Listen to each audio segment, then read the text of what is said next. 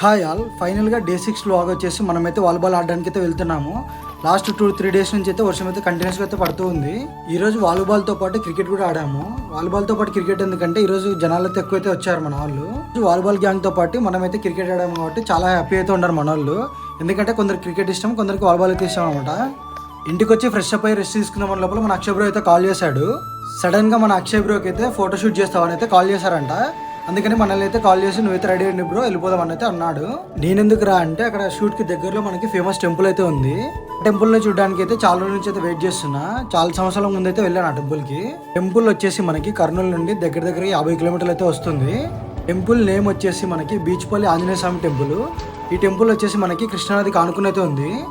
బీచ్పల్లి ఆంజనేయ స్వామి దేవాలయం వచ్చేసి మనకి జోగులాంబ గద్వాల్ జిల్లా తెలంగాణలో అయితే ఉంది. ఇక్కడైతే చాలా విషయాలు అయితే తెలుసుకున్నాను. మనమైతే లాంగ్ వీడియోలు అయితే అప్లోడ్ చేసాం తొందరలో. నేను ఈ వీడియోస్ కోసం మన ఛానల్ అయితే సబ్స్క్రైబ్ చేసుకోండి గాయ్స్.